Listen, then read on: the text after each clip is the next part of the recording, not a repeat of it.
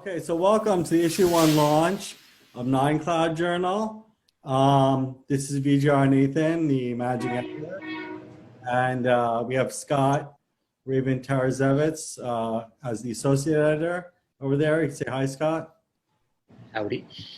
Howdy, howdy. So I'll read a little bit from my managing editor's welcome statement before we commence. So I wrote poetry, that beautiful so-called non-essential art form that welcomes its readers to interpret not just the words on the page, but the spaces between the words. The idea of negative capability that John Keats wrote on is the idea that the poet disappears into their work to transform their views into that of the poet's subject. So in these featured poems, we as the readers see themselves emerge that go well beyond the personal narrative. We see themes that emerge that will go well beyond the personal narrative of each individual poet, especially true because there are recurring themes in each collection as a whole. So I curated this collection on the idea that the personal is political, and we see that many of the poets in this collection in dialogue, politics, solitude and silence, sense of solace and trauma, as well as systemic racism and barriers in interpersonal communication. Poems in this collection welcome us without pretense. They don't shun us away with cryptic language barriers, but many of the poets employ to lock out their readers from inhabiting the space that the poems inhabit. Instead, these poems stand together to testify to collective human experience in the midpoint of 2020. The year is emerging easily to be one of the most challenging of our lifetimes. So in this year, I think it's really good to collect writing that makes a stand, that really shows us our collective experience and captures our collective experience during this time. So in the further editor's statement, I kind of quoted some of the poems and put them in dialogue with each other and all this kind of thing. And you could read more once you get your copy for my editor's statement, where I put them in dialogue with each other and see how it all connects. So why don't we start? Why don't we have Bruce kick us off with some about 5 minutes of his reading from his essay, and then we'll continue from there. And real quick before Bruce goes, if you choose to, like I said, you can mute while the reader is actually reading. As you can see, it's a rare case. We're all unmasked right now, so facial expressions are encouraged, because to show kind of feedback that you're enjoying what you're hearing, and that we're giving the artist the attention.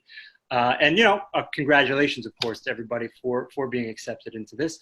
And yeah, let's have a great read, Bruce. It's all you. Thank you, Scott, and congratulations, VJ, on not only the publication of Nine Cloud Journal, but today is your birthday, and we're very happy to be together with all these wonderful writers. I can't wait to hear the work of all of the people on screen, and it's a real honor to be with you. So thank you very much. The piece of mind, I'm normally a poet, but the piece of mind that is in the journal is an essay. It kind of was born out of last year's 50th anniversary of Gay Pride, and it's called 7 Days of Pride. It's in 7 sections.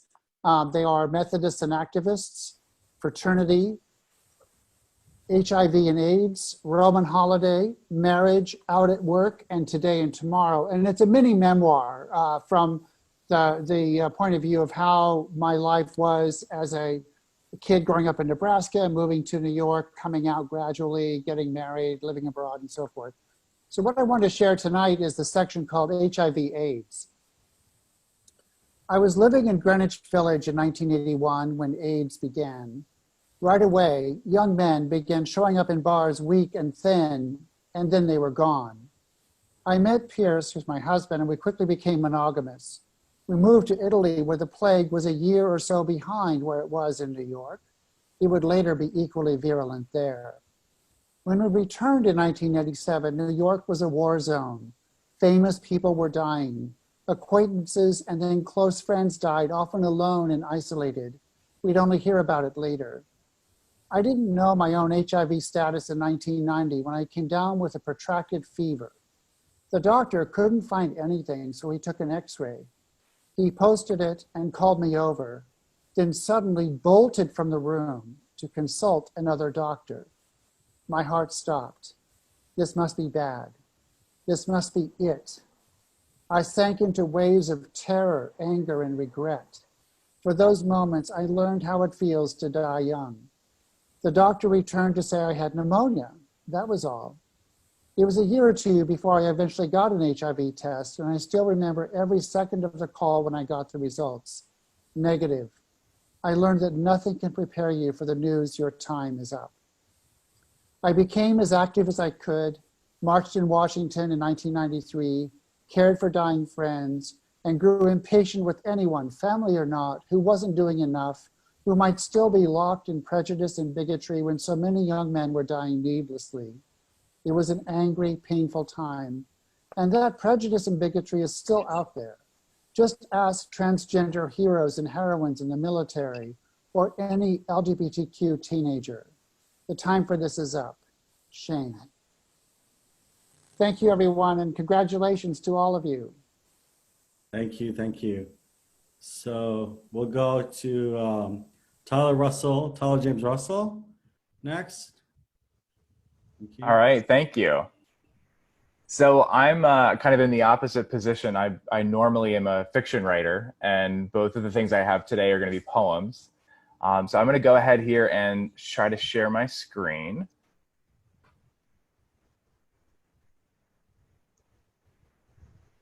And the first one is called Replacing Shopping Carts at Wegmans.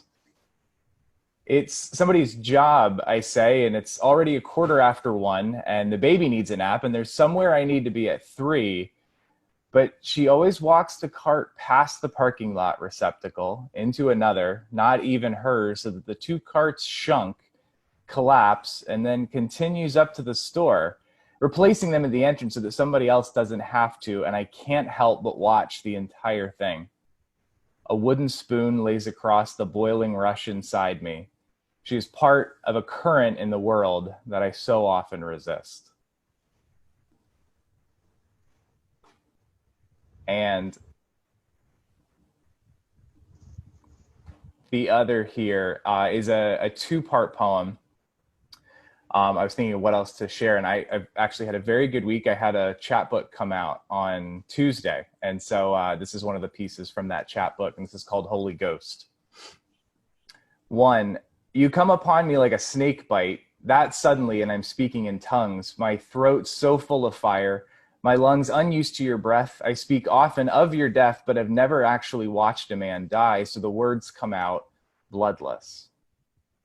You come upon me visceral as a bloody fingerprint on my forehead, like my father trimming a maple with a hacksaw, all sinew, body odor, what I've been waiting so long for, like when, as a boy, after months of digging, prehistoric teeth finally came up, or so I thought, with worms and calcite.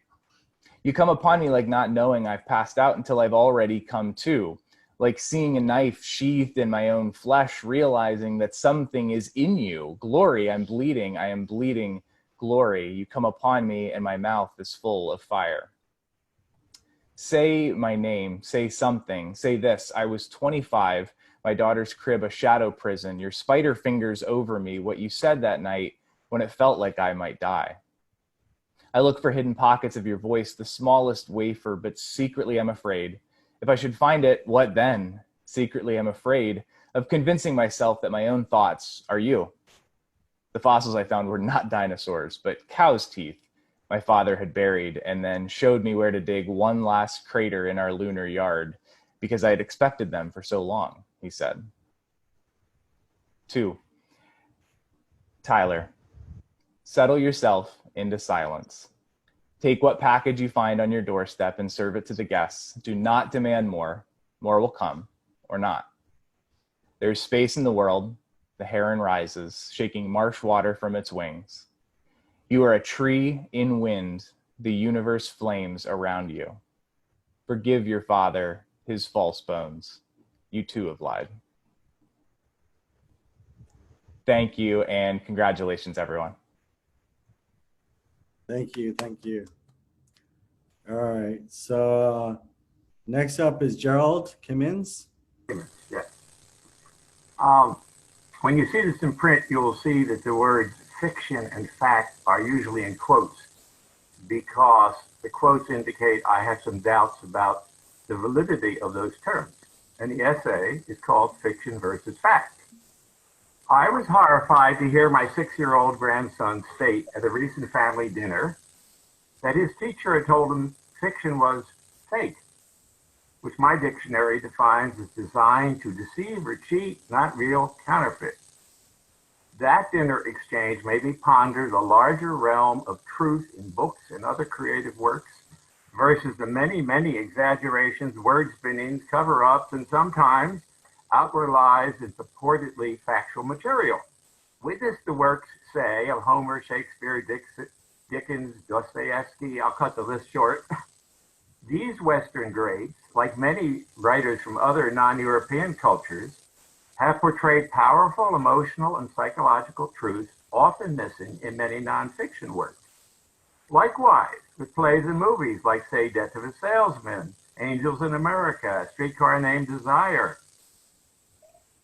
Porgy and Bess, West Side Story, a wide variety of country, rock, jazz, other popular music, to say nothing about many forms of classical music, painting, sculpture, etc. Such creations, indeed fabricated, can evoke powerful feelings of ecstasy, longing, joy, sympathy, jealousy, fury, pathos, revenge, and horror in a way that mere facts often cannot. On the so-called factual side, we have fake news. Both right-wing and progressive TV, radio, and print media shape and shave facts to fit their biases and those of their adherents. Advertising and sales campaigns, automobiles, medicines, including opioids, scrap, cereal, real estate, on, I meant soaps, not scraps, pitch and exaggerate the praises of their products, downplaying or concealing the negative consequences of their goods. Politics, and this was the field I was in since I worked both in the White House and the Congress, but that's not my essay.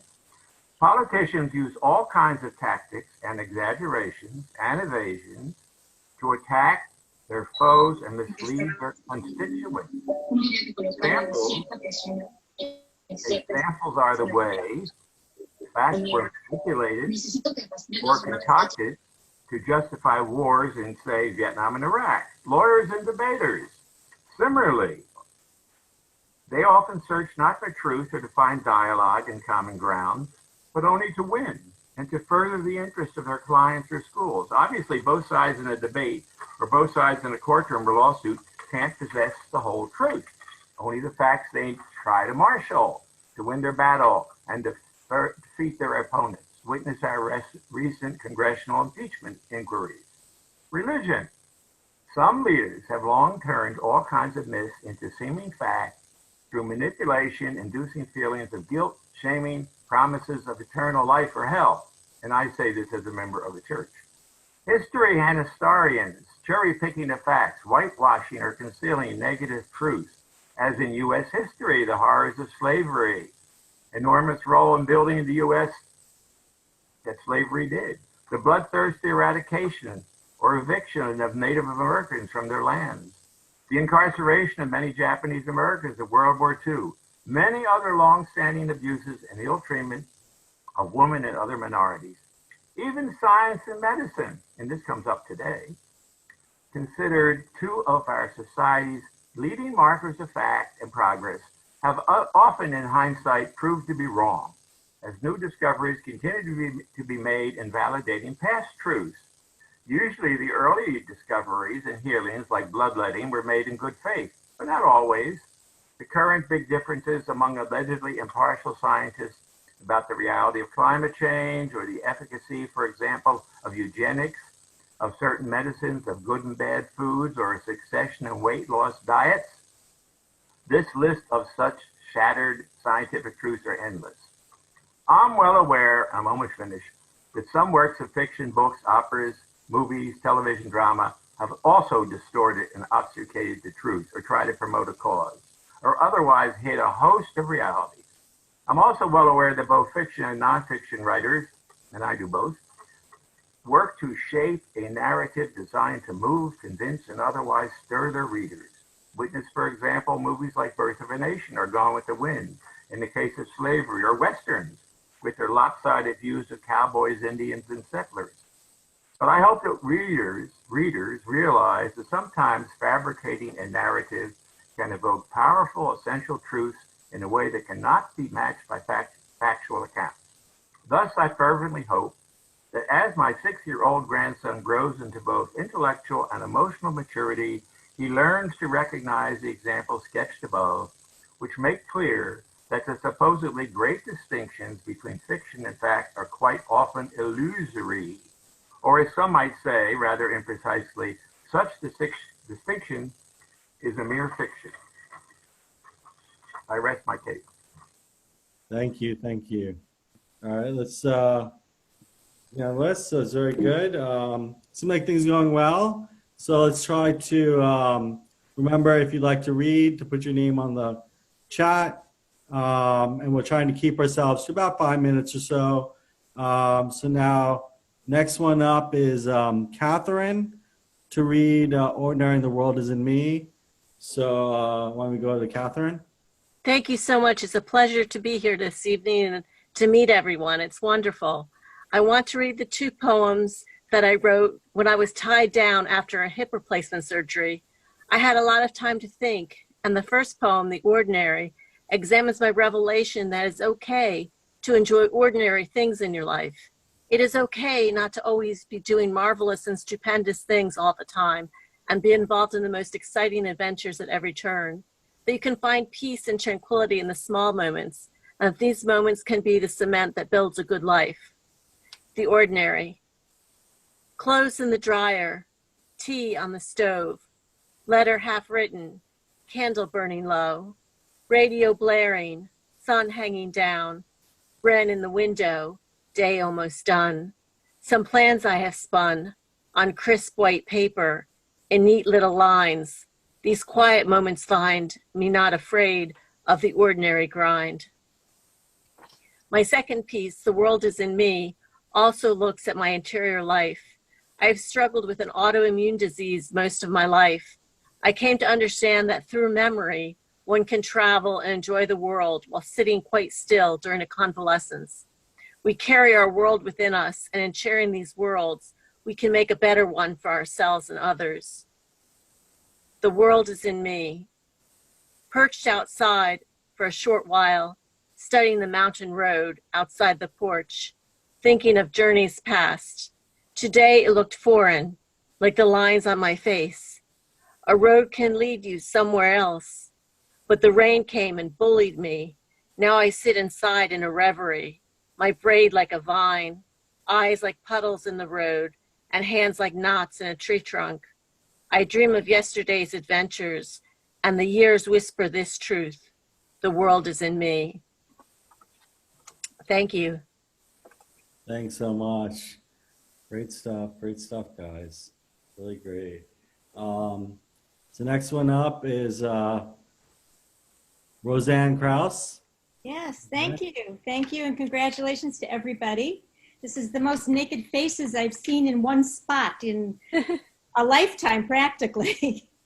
I have 2 poems. One of them is going to be in this beautiful journal. Thank you, Vijay. And I'll start with that one. It's called Skin Deep. My skin is not black or brown. The life I inhabit has no measure of your pain. My skin is thin, burns easily, as does my soul. My sense of should, striated by wise. Under my skin, flesh and fascia, memories of movements fulfilled, heralded and realized as a woman, one, tight with expectations, singing of justice. Bone-covered brain, unlearning lessons, tempest struggles, tossing the wind and rains of depravity. Small fists are raised high on daddy's shoulders. How long the wait, protesting lines to shout, to vote, not get trampled marching uphill? Entombed by history, deeply wrong repeats. Time's blanket is worn thin. fragile as the air we must breathe. Please.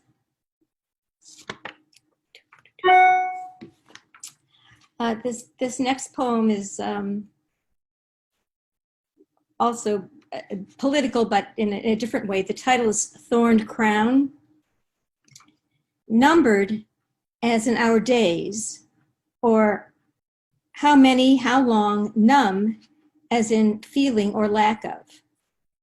Hands as in needing to hold when it is unwise and foolish for all except washing while song singing. Elbows as in a bending place named with tennis, sometimes patched, mostly knobby, now center stage to combat expulsions, saving us from molecular attack. Guidance, a movement with a leader, being the leader, not a dance of guile, of ego-laden hunches, holding court against facts and reality, all can see, breathing deeply without pain, our town in waiting, 2 weeks, 3 months, forever, numbers of hope, healthful, in a safe room, number 19, term 1. Thank you. Thank you, thank you. So now, really great stuff, guys. It's so great to hear, listen to them being read, you know, some of the pieces, some new pieces, some pieces that were included in the journal, because it's very different. I think hearing the poet's voice is very important to be able to hear. So let me just pull up the next person to read. So now it should be Lee Broda, right? So Roseanne, I was just Roseanne, so now Lee Broda is coming up to read. Hi, everyone. Thank you. Great to be here with everyone and very excited to share some new poems with all of you. I'm going to be sharing 3. One is from called Dust, that was chosen for the journal, and it's from my upcoming book called Facing Home. And one of the other poems is from my other book called Whispers from the Moon. Dust. Lost souls, half alive, a numerous history haunting itself. 6 million bodies, dust. I've inherited all the ashes of our past, the pain ingrained in my DNA, an anthology of oppression in my every cell. Their nightmares interrupt my sleep, phantom pain, intergenerational trauma, etched in blood, ink on their arms, their horror of their stories told, the worst hidden, buried in mass graves, surfacing when I visit what once was home. Following footsteps from camp to camp, souls perished, hopes and dreams left behind, interred under 6 inches of snow, their future crumbled, rubble, cities after war. The second one is called Acre. Acre is a city in Israel.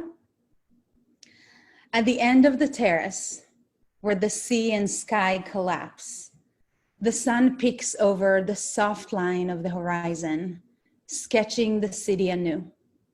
She tiptoes on the cold morning air around the turquoise mosque, its golden spire nipping at the clouds. She leaps from roof to roof, houses built of Jerusalem stone, painted by 3 different religions, history entwined, engraved in cobbled streets, captured between red roof tiles and stained cerulean windows. Past rust-crumbled doors, she carries tales from centuries long gone, handed down from mother to son, accompanied by the yellow-crowned birds singing the morning prayers of Shabbat. And the last one is called Homeschool. 2-eyed girls in matching plaid skirts stand proudly in the center of a cramped living room, playing with words they just learned, rolling them on their lips, bouncing vowels on their tongues like bubblegum, excited to be able to read, finally, Naive souls exploring a new sandbox full of colorful building blocks. The front page of a newspaper, Hebrew symbols arranged right to left, lays in front of us, enticing. Which one dares to pick it up, to try unpacking its meaning? Course into competition, we didn't comprehend the parental plotting, adult posturing. All we longed for was love, wilting under her constant comparison of us. The truth is, I never stood a chance. I knew she was stronger, smarter, but I was afraid to fail, afraid to disappoint my parents yet again.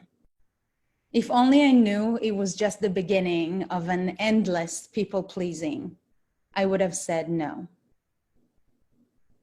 Thank you. Thank you. Thank you. All right. Yes. Thank you, Lee. We're world traveling over here without leaving the comfort of our own homes right now. We're gonna keep moving, and we're gonna move to a gentleman who's got some magnificent elephants behind him. Wondering where those might be from, and we're gonna hear from Dan Brook, who I believe is going to be reading a piece, "Quiet Together." Yeah, so I took that picture at an elephant sanctuary in Thailand that I love. Thanks for noticing. So, quiet together. The quietest time of the day as darkness gives way to light. People sleeping under a dark blue sky, yet each morning I'm startled awake. A different song invading my dreams. Today, I will shape a massive edifice in the center of the city. Some will work there, putting in their hours, never to be returned.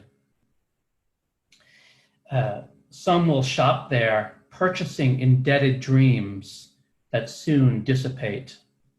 Some will live there, performing life cycle rituals, creating their intimate relationships in their personal space. Yesterday, I awoke to a hot morning, sun already searing.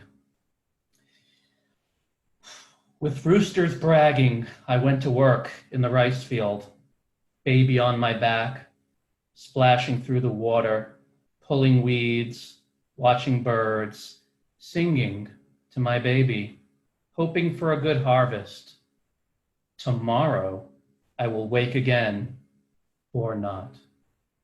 If all humanity shared a single meal together, sang a song together, wrote a poem together, would we need to do anything else?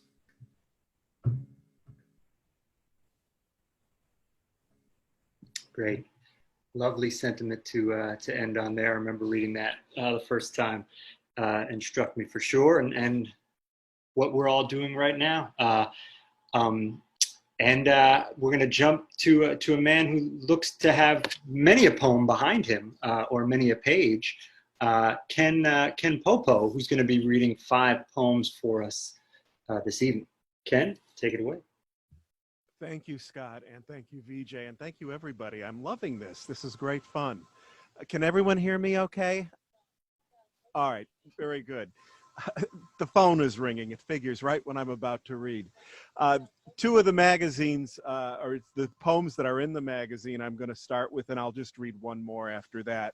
The first one is called Monopoly, and all I'll say about that one is I always lose because I always want to be on properties that don't get you any money, because I always imagine there'd be nice hotels there. Anyways, here's Monopoly. My Baltic Avenue hotel condemned. Pigeons flap in through a broken window, crap on dusty furniture. Greg just landed on Boardwalk, his hotel a trap on a wolf's leg. Melinda bought a hotel for her red properties, has craved Illinois since we began. She pities me. They scoot past, numbers drip off the dice. In my lobby, I hear ghosts from other decades who died waiting for a maid. It's rumored that Chester A. Arthur stayed here. Banks print new money, assassins' faces on it. My toe knows a cockroach is pleading. The board always ends up on my bedroom's closet's top shelf. Always. Not this time. Lights go out in the distance, trains growing fainter. I write my name in dust. It's something. It's all I have. The other poem that's in the journal is called Skip Bullied. This is, Skip is part of a married couple. He's married to someone named Raylene. They have, as many of us do, problems just trying to get through daily life here. And here's Skip thinking about his childhood. Skip bullied. In first grade, Jim, age 10, waited for me on my corner and took my milk money. I told no one. Raised as a Christian, I found heaven vague, hell vivid, hot, endless. I wish I still believed in it. Jim screaming and acting like the Wicked Witch when Dorothy douses her with water. I no longer believe that, but what if he's nice now? A kind man with grandkids. He rocks on his creaky knees. Too late. Hell has gates too, mister, and I'm pushing you through them. And the last poem here it's from my new book, the new chapbook called Your Place or Mine. It just came out in May. This is called Dandelions in the Field. Here, each county has its own battlefield, historic park, engraved marker. Car-caught children carry little flags, want to go to McDonald's or the bathroom. Their parents decided this vacation should show respect for portraits hanging above drinking fountains. Freedom, says the daddy to the mommy, to the 8-year-old, who looks from one to the other as they kick over dandelions. White puffs, the wind blows into a field which takes them in as easily as human bones. Thank you. All right, thank you, Ken, for those three. Definitely, yes, taken by the Monopoly metaphor. I'm sure we're all board game enthusiasts now that we've been in quarantine, if we weren't already. Code names, Scrabble. I actually played VJ in Scrabble today, and we had a tight match. Yeah. Right? Yeah. So we had a few people message me privately who wanted to read. So it'd be easier if people message to everyone their name and their interest to read. But I'll try to pick up after Denise is next. So we have Denise Thompson Slaughter. Would like to read some short poems. So why don't we have Denise coming up next? Thank you. VJ, I was going to have you go if you wanted to do something next. That's why. After Denise, yeah. Yeah, after Denise. Great. Yeah. Sorry to interrupt. Denise, all you. That's okay. The first two I'm going to read are from the issue, and then I'll read two other short ones if there's time. This one is called Lament. Imagine death without rituals, grief without hugs, mourning without companionship, comfort without community. You can imagine because it's here. Saturn, king of karma, the Lord's bad cop, brings all the chickens home to roost at the end of his Saturnine cycle. What will we learn to take forward into the new beginning? Will we? And this one's called My Ghosts. I am quarantined at home with my many ghosts. They are kind and quiet and sometimes comforting, but they do like that one chair in the bedroom and often leave the spot quite cold. They need to suck out the heat to make their presence felt on such a lowly level as ours. It is difficult for them, I think, so I'm grateful for their company. Probably they want me to meditate, perhaps pray with real focus to meet them part way. It's a hard ask in such anxious times to blank my mind or sit straight, all aligned. If they're waiting for me to join them, they'll just have to wait until after Election Day. The afterlife may be sweet, but I have a duty to meet and months to go before I sleep. This one is somewhat in the same vein. It's called The Purell Bottle is Half Full. Sometimes it helps to think that our loved ones have been spared worse things. Dad died 6 months before 9/11, which would surely have brought on the massive stroke if he hadn't already had it. My dear son, sweet and distracted mess that he was, would never have remembered to wash his hands frequently enough to keep from getting the pandemic and spreading it to us, with perhaps disastrous consequences that would have crushed him with guilt. In such times, can death be kind? Can death be timely? Is it all meaningless? Or can love provide an umbrella of grace? How lucky were those who died of old age right before the Black Plague? Those who had heart attacks in Nagasaki the day before the bomb fell. And the last one is from my second book of poetry, and it's called Bullies. I actually wrote it during the last Bush administration, but you know, things have just gotten worse, so it still suits. In the car, I cry from frustration that this man won't change his mind. This man may be elected, maybe not, by the barest majority of the minority who vote. Alice Walker reads poems on National Public Radio, and I weep, groceries shifting in the back, tears trickling down my cheeks at the traffic lights. Pulling into the garage, I sit and sob for all the foreign children and the mothers who love them, who will die because we are too stupid to know how to deal with a bully except by dropping bombs on his victims. Thank you. Thank you, thank you. So, let me just see who else is. So let's go. I guess I'll read a couple. We're almost a halfway point. Yeah, would love to hear from you. Thank you, Denise. By the way, definitely, yes, some musings of full of life and death, which we're confronted by during this time quite a bit indeed. And you'll find in the journal, that becoming, of course, a recurrent theme. Next up, we're going to hear someone who's celebrating the life of himself, his birthday. So we have the editor of this lovely journal. VJ is going to share a poem. Let's give a collective unmute for just a second and just say happy birthday all simultaneously. We can just say it. Happy birthday! Birthday! Many more. Thank you so much. So I'll read from Above Us Only Sky. The doctors monitor the dreams. Doctors keep him under observation. His skin has the scars that cannot be explained. The scars are connected to the memory.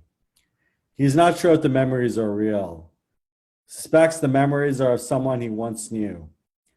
The dreams are about what's beyond the sky above. The dreams are about what's beneath the earth below. Momentarily, he has given up smoking cigarettes, scribbles a poem on some scrap paper. Far above are gas giants in darkness, far below fire and rock. He recalls the scribblings of a vagrant, contemplates their imagined differences. He enjoys experiments with electricity. Far across the room sits the waiting mother. She enjoys eating ice cream with the mother. He enjoys eating ice cream with the mother. Just beneath his shirt is a scar. He watches as the mother pours boiling water over the father, watches him evade this strike. He remembers going fishing, catching the big fish. He remembers the joy and understanding of death. The road twists into the woods. The road never feels as it does today. A fish does not experience human feelings. Sometimes he does not experience his own feelings. He burns the poem in the drizzling rain, lights a cigarette with the flames. The mother coughs, momentarily turns blue. Blue is the color of Lord Krishna's skin. When he thinks back, the stories seem disconnected, as a memory from a past life. The father maintains a close watch. The father is not ready to be alarmed. The past leaves a wondrous rainbow of scars. The professionals categorize the illness. The illness is something he cannot control. The waves that pass through him, the currents that flow through him are peaceful. There is an ocean between him and the friends. These friends suffer as he does in their own way. These friends see him for what he is in their own way. In their own way, these friends brag about their scars. In their own way, pain is their only pride. The doctors will never release the prognosis. The doctors disagree on the diagnosis. When he pulls up his shirt to reveal the scar, his friends begin to rhythmically beat their chest. Now the gentle rain and the tears mix. They conjoin as water mixes with water. Thank you. So that was like a 50-line Blitz poem, which I use the Blitz format to guide it. So every 2 lines had a repeating refrain. So it was interesting, a process to construct, and then I revised it obviously from the Blitz form to this form. So thank you guys. So we have coming up next, so Denise just read, then Andy Oram. Yeah, Andy Oram. Andy Oram. Thank you. I'd like to start with a poem that I think you're going to like, which hasn't been published yet. I'm going to share my screen. And this poem is interesting because it's based on something that supposedly really happened in the 19th century. Of course, I had to fill in a lot from my imagination, but supposedly the core really happened. So Gerald and I maybe can have a dialogue later about fact and fiction here. So it's called The Voice. After my father died, he began to speak. His life had been devoted to the town, where he brought the divine word he had embraced, the teachings of the beloved Baal Shem Tov, bringing joy and strength to the community, where the synagogue he built could hold 5,000 men and women. He taught us about reincarnation and wrote many religious songs, but of some things he did not speak. After he died, he began to speak. His voice came from my mouth. In his resonant bass tones and pinched vowels, it told first of the mayor, his dalliance with lashes and twine under the hands of the cantor's wife, and then of the cheder principal, who perverted himself with a different student each year. The disciples recognized the voice of the deceased Sholem Rolkeach, and it threw them into great agitation. "You must not speak such perversion, idol," they told me. "Do not desecrate the soul of the old rabbi. It must be a Dybbuk that has taken possession of you." In fact, it was I who had told my father the sins of the town.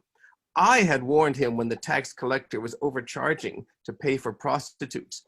I came to my father's study each time a leading citizen set up a tryst in the vestibule. How could a young girl know these things? My neighbors avoided the synagogue at midday when it should have been empty. They did not hear the sounds from the vestibule or from the cheder after school hours. But at the age of 12, I passed the synagogue on the way to visit an ailing relative. After that, I kept my ears open. And he responded just as his disciples did, "You must not speak such perversion." But he rubbed his brow and sobbed.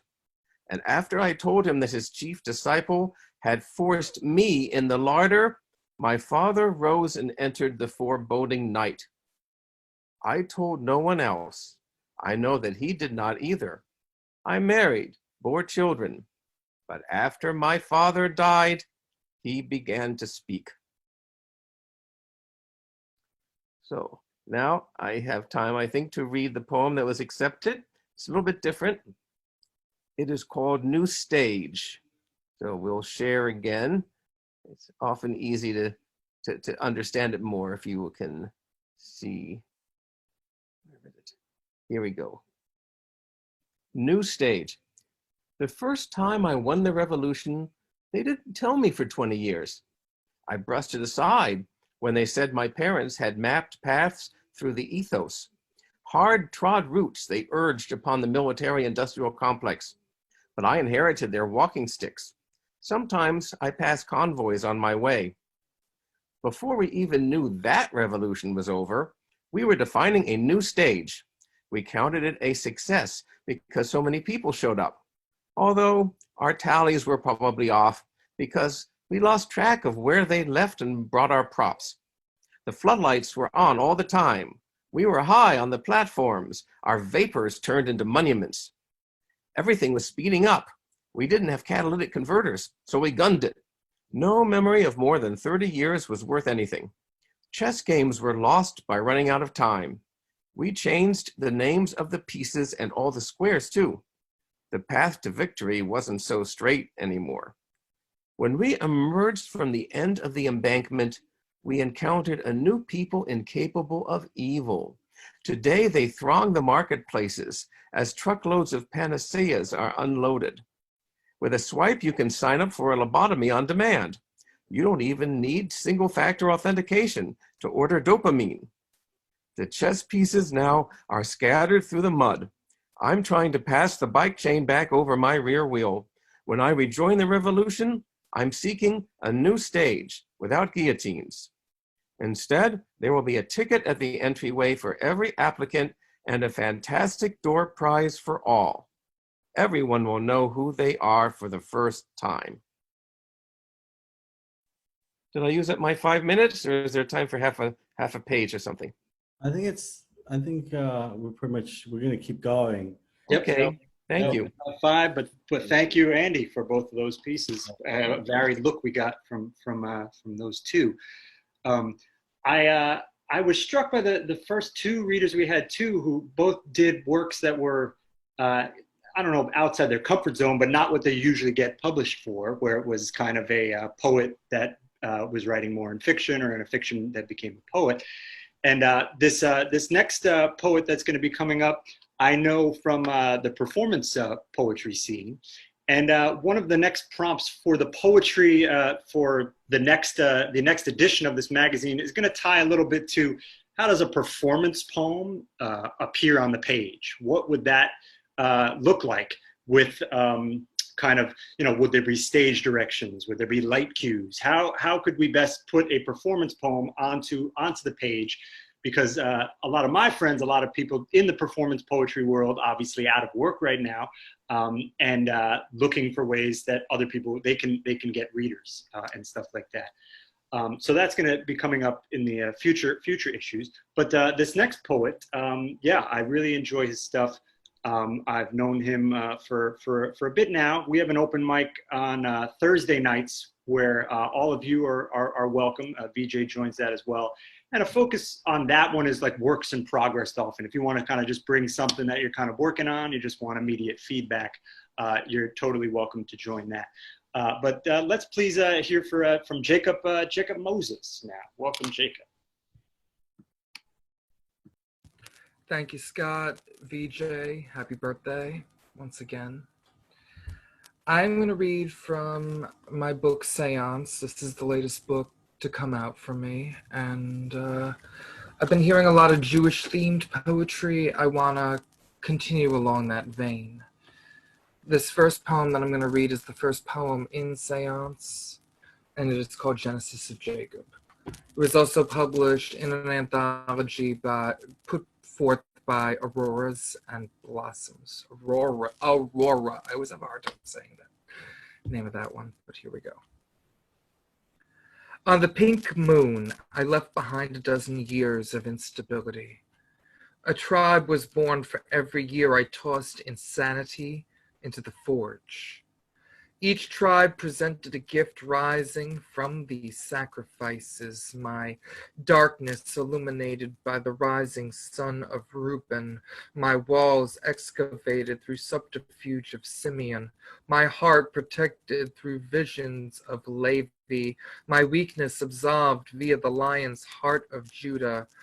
my justice calibrated through the scales of Dan, my kindness liberated by the dough of Naphtali, my community connected with the tents of God, my peace harvested within the olives of Asher, my universe explored through observations of Issachar, my finances supplemented by the travels of Zebulun, my dreams realized through many prophecies of Joseph, my sacrifices rationed through the appetite of Benjamin. Indiscretions, sacrileges, lamentations, transgressions. I become the Genesis in which my evolution tells me that Jacob is who I must be. I await the Exodus in which my revolution tells me that Israel is who I must embody. I am the healing force who dwells in gardens inherently nourished. I am the poet who has survived long enough to scribe his legacy. Thank you. I'm now going to read the one that was published in this issue of Nine Cloud Journal. It is called Anarchist Blues. And I'm really grateful to VJ and Scott for enjoying this poem. Continues with the political theme. Basically just talks about how much more of a nonconformist do I have to be in this society.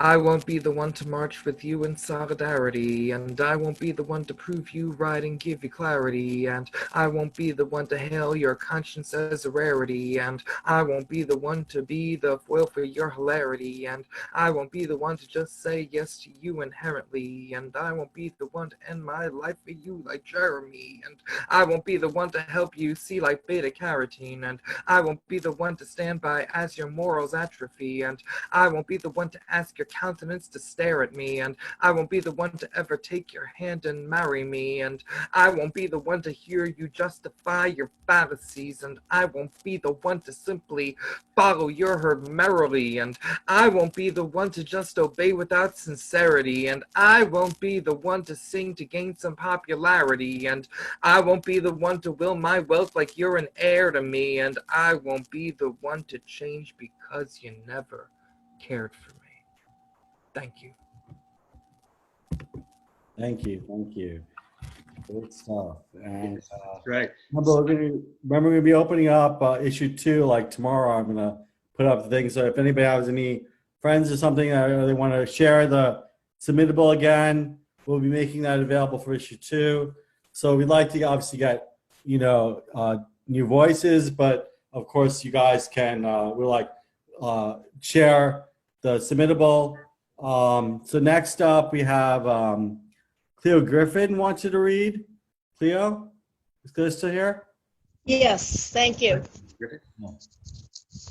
I'll read the one that you accepted, and I thank you for including me in your marvelous group. Thank you. And great first issue. 5 fancies for the future. I will buy groceries at my favorite store, secure that the vaccine protects me. We will gather with our poetry in large, outspoken groups. Masks will again be for superheroes of all types, but not for us. I will fly on wings of optimism in a flock of like-minded dreamers. Illness and prejudice will be only history, no longer reality. Thank you. Great reading. Thank you. Thank you. So why don't we give Scott, why don't we hear from you as well? We have a few more people probably messaging me, but I want to get you in there before 9. So why don't we hear some of the poems that Scott had submitted, and then very performative oriented, as you're talking about performance pieces. So Scott has a very extensive, performance ability and a good ability to do that. So why don't we hear from Scott? As I read ones that are specifically geared towards the page, possibly, but thank you for that. Indeed. Yes, thank you for that introduction and the last poets that read. Jacob, I recently interviewed for a podcast that I host called the Good Grief Podcast. And basically within that, I talk to people who've lost a parent, was through season 1. Season 2, I'll be communicating with anybody who lost somebody during quarantine or somebody that has passed during this period of time, either from COVID or something throughout. I believe there's 5 stages of grief, the 6th stage being taking the stage itself, or in this case, taking the screen. And if anybody is interested in being a part of that, talking with somebody that may have recently passed or a loss that has affected them, and kind of talking about grief, please contact me through the chat. So I'm going to read basically just 2 sonnets today. I have a book of sonnets called Skonnets, and one of the ones that series that I've recently written, been one for every month of the year. So just today, I'm going to read 2 quick ones. One that's going to be from July, and one that's going to be from June. So I'll share my screen right here for you.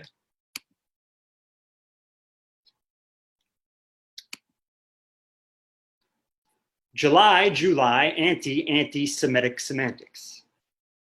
'Twas brillig, and the slyly celeb spoke, how cannon, fired, gimbaled on the pod, elicits hate as Farrakhan invoked, Jackson Sean and Stephen also outgrob.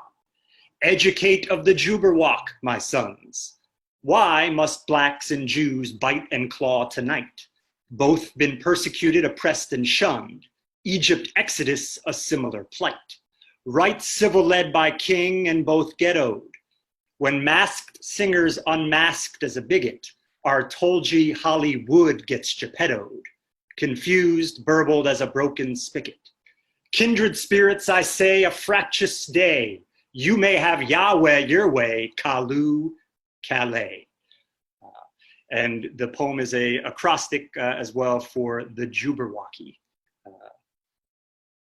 That's available in Skonnets. And this next one, I had to spend Father's Day for the first time without seeing my father. And I wrote this on kind of wanting to be able to spend that with him, but because of social distancing and him having his own issues with health, I was unable to do that. And it's a Jejune Father's Day 2020. Father time's a ticking and I miss him. A vulnerable pops parked down south that I can't see or visit, insisting he sign online, but Boca's closed, zipped mouth. Every key in Florida has locked reunion doors to my knock. If I could skywalk solo to his home, I'd TikTok dad jokes, a dance to honor fatherhood, adorned in a sweatshirt and a Vader mask. Yet he's the one too shy to show his face at this stage of his sick. So should I ask priests to stand in and be my saving grace? Although they won't see me, plus I'm a Jew, riddled with guilt I can't be there safely to talk about how there is nothing to do. And that poem's also an acrostic for Father's Day apart. So those 2 acrostics. Excellent, excellent. Thanks so much. So we'll keep going. I guess we'll keep going for a few more people, and then we have Cheryl Boyer. Would you like to read? Sure. And like some of the others, I'm mostly a poet, but I submitted a very short essay, and that's what was accepted. It's called The Color of Miracles. I am a white woman, a woman of fair skin and freckles and slight stature. I can't be any color other than I am, any more than I can be taller than I am. And though I wish it didn't, racial bias exists. Not only does this impact my Asian son and Hispanic daughter, but certainly my African American foster son. When I look at him, of course, I notice his skin color, but it's just that. A beautiful color that makes my own skin seem sickly and yellow. I see the way he looks at me, feel his tiny hands wrap around my neck, hear his giggles and screeches. My heart doesn't see the difference. And yet he's a black baby who will grow to be a black boy, who will grow to be a black man. And he will be judged by some for the color of his skin. There's little I can do to protect him from this, even if I could be his mom forever. Will he grow up being marginalized, mistreated, judged unfairly, his opportunities limited? I'd like to think not, but our world is broken, full of hurt and lack of understanding and fear, and hurt often lashes out, fear lashes out. If he was old enough to understand, what would I tell him? What do I tell my son and daughter? Because they know judging someone for the color of their skin or their heritage is ridiculous and unreasonable. We've studied the history of slavery and the Civil War. We've read about concentration camps. They know there is ugliness in our world. But there's also beauty. Beauty in the way they choose to love their foster brother, knowing we will have to say goodbye. Beauty in the smile of a baby who as of yet knows nothing of prejudice, of the way the world sees our differences. Beauty in the rainbow shades of skin within my family. Long after we have to say goodbye to this precious foster son, I sit next to my husband one evening holding another foster baby, African American, Asian, Caucasian. I gaze at him, his head full of black hair, his beautiful skin much the same color as my son and daughter's. And I wonder, what if everyone in the world, for even a moment, held a newborn, a content one, who didn't look like them? What if we could all stop just for a moment and look into the innocent face of a baby who wasn't our own and marvel that God created us all in his image, no matter the color of our skin, our eyes, our hair? What if we could see ourselves opening our hearts to people who look different from us, ask questions rather than hurl accusations? What if we were somehow able to put the past aside and see each other right now, today, as people who love and live in the same great big world, people with family to take care of and family who takes care of them? What if we could choose to see the world from someone else's perspective? Would we have more empathy, more mercy? Would we be able to concede that we are sometimes wrong? Would we feel heard and in return become better listeners? Oh, I know it's not that simple, not simple at all, but I wish it was. Wish that holding babies could heal the hurts of this world, that every baby was loved and wanted and capable of performing miracles. Thank you, thank you. Beautiful work, and I think it's really great to hear it out loud from the writer. Thank you. So now we'll have only one more person to put in the chat they want to join. So why don't we do that, and then we'll start to wrap up. Julie Gesson. Julie, do you want to read? And I believe we have I'm really sorry. I didn't realize that I had to sign up in advance. So we're just doing people listing their name in the chat. So that's what we're doing. Now we're just going the first, as many as we can get to, and then we'll end after you. I'll give a few quick announcements, and then we'll wrap up. But thank you. BJ, sorry to interrupt. We have MA Dennis as well. Oh yeah. Okay. All right. Cool. Thank you. Yeah. Thank you. I didn't see that. So I usually write fiction. Lately I've been writing nonfiction, probably just because of what's going on in the world. So this is called Smile for 2020, as in April 2020. As the morning fog burns off, giving way to the sun, the Alamany Farmers Market is filled with masked strangers. In the not-so-distant past, San Franciscans would revel in the rarity of a balmy spring morning. Today, people hide behind bandanas, scarves, face shields, and goggles. Clad in new textile skins, no one stands out in the crowd anymore as beautiful or plain. A trick of nature, and suddenly the world is covered up, 6 feet apart. There's no idle chatting with a stranger, no smiling. I was at first resistant to these coverings. At the start of this pandemic, we were told that masks don't work. They signal greater fear of our uncertain world. They were a blunt reminder of our fallibility as humans, of our interdependence that refused to acquiesce to individual freedoms, and instead made our lives hinge on each other's actions. Still, masks appeared, first on the faces of the elderly. Then, under an ordinance, they quickly evolved into something organic, a placeholder for our exterior. We were told to wear them, but now for a different reason, not to protect ourselves as much as to protect others from ourselves. Smiling is a powerful device in my anti-depression toolkit. After 2 decades of living with depression, I've acquired many tools. Smiling is the simplest, and it works. When I slump into that sudden desolation in which my life seems to lack purpose, I remind myself to smile. At first, these smiles are forced, but I keep at it, and they become more and more genuine. There are studies that show that smiling can actually fool your brain into feeling happier. I can tell you that from my experience. About 12 years ago, I was crossing Ventura Boulevard in Sherman Oaks when an SUV slid to a screeching stop. From the driver's seat, a woman about my age glared at me, an obstacle in her hurried commute to something very important. If she would have stepped on the brakes a second later, she would have killed me. During that time, I was working my way out of a long depression, so what happened next was completely unexpected.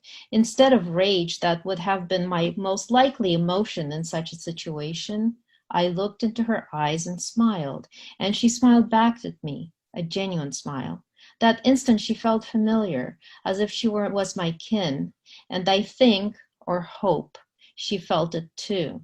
My depression lifted on the day I almost got ran over. Today we are concealed in isolation. How will we connect to one another in this new shielded world?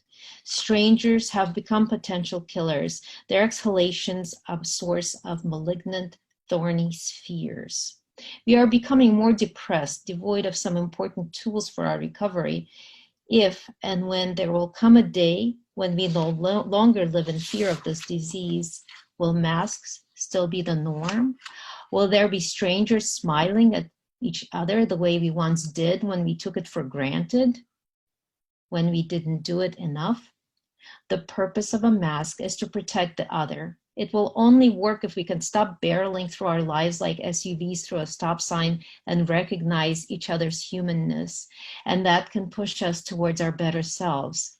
In our current reality, even the mask became a symbol of division in our country. It must be terrible for you to live in such a fear, grumbles my 86-year-old father as I tell him to put on his mask. But he is wrong. I don't live in fear. I simply want this virus to abate, to limit the possibility of becoming a death sentence for someone else. And yes, I care about myself too. I believe in science and in logic and in love. I believe in the freedom of speech and the power of protest, but I also respect ordinances that can save lives. To me, my mask has become a symbol of pride, an indication that I care about you and I care about myself, a symbol of being in this together, and that is my new smile. Thank you, thank you. I really was moved by that piece as well. It was really, when I was reading it, I was like, such a beautiful expression of our current state of affairs and how really deep emotional connection I had. So thank you. And it was beautiful to listen to you read it. So now I also wanted to put out there that I have a podcast on Radio Free Brooklyn that airs live every Monday at 8 a.m. So if any of you feel like you can, I know a lot of you live in different time zones, but if any of you are able to make a Monday morning around 8 a.m. Eastern Standard Time, definitely message me at truthtopowershow@gmail.com or your 9cloudjournal@gmail.com, whichever you find easiest to email me to, message me. And we'll try to arrange a day for you to be interviewed, talk about your craft, talk about your writing, talk about a creative process. So the show again is Truth to Power Show on Radio Free Brooklyn. And you can listen to some of our back episodes at radiofreebrooklyn.org/truth to power. So we had like 2 more readers, I think. And then M.A. Dennis, I think, was up next. He put down something. So I'm going to have M.A. Dennis come up. Hey, how are you, VJ? Hello, everyone. Thank you for having me. Just going to do one piece that was published in this first issue of Nine Cloud Journal. Thank you for accepting this piece. So this is entitled 9 Haiku. 1. Helium balloons lift off too quick to catch string. Happy birthday, clouds. 2. When Judgment Day comes, will defendants of color receive a fair trial? 3. Gentrification, when genies cannot afford to live in their lamps. 4. Gun control debate, firearm owners versus victims of bullets. 5. White man with a gun says to me, say one more thing. Power of the tongue. 6. Face mask replaces rosary and fuzzy dice on rearview mirror. 7. My ass is too fat. Sat down with toilet seat up, but didn't fall in. 8. Ice cold iced coffee freezes brain for a moment. No global warming. 9. Cumulus, cirrus, stratus, nimbus, clouds sound like Harry Potter spells. Thank you. Thanks so much. Thank you. Yes, M.A. M.A., is that Cento book in the works still? I was wondering. Oh, I mean, everything's still in the works. He had created Thank you for bumping it back to the top of my timeline. Right. Always enjoy hearing from M.A. Caught him in the performance poetry scene first, but love reading and hearing some of his other work as well.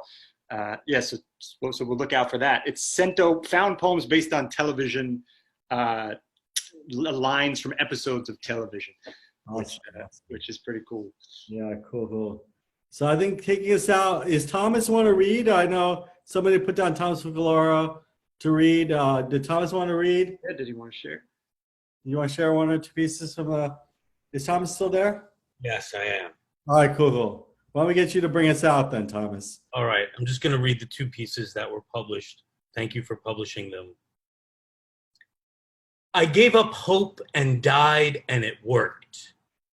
You can succeed at dying by giving what you need most in order to pass the savings on to someone else who may need a few more pennies in the bank when the brick shatters the body with contrast and ghost becomes blood, bluer as red, to collage and die from the inside, looking the same as the person who gave up hope before you, and it worked. And then I'm just gonna read the other poem that's in it. Thank you so much again. Controlling fear without getting frightened. The stuffed elephant in the room is a way out sometimes. When I was lost amongst the savage, I remember how a thigh could taste in someone else's hands. The stuffed elephant in the room, a ceremony of scars, shimmer just enough that you see them in everything you hold or refuse to. Thank you. Thanks so much, guys. So it's a pleasure to have all of you come together and listen to and read from your work. So thank you so much. And, definitely I'll be sending out the contributor copies, but definitely encourage people to, get the ebook or buy a copy of the journal once the print copy has been finally approved and released. But the ebook should be fine. The ebook is available on Amazon for e-readers. So definitely encourage people to go ahead and purchase that, and they'll definitely support the journal. And we'll be able to, hopefully give a prize to the next issue for That's what you were saying, right? Yeah, for selected top three poems. Yeah, we're hoping to be able to do that for next issue. So definitely keep an eye out for us. Thanks to everyone. Thank you. Thank you. Bye. Bye. Thank you. Bye. Bye.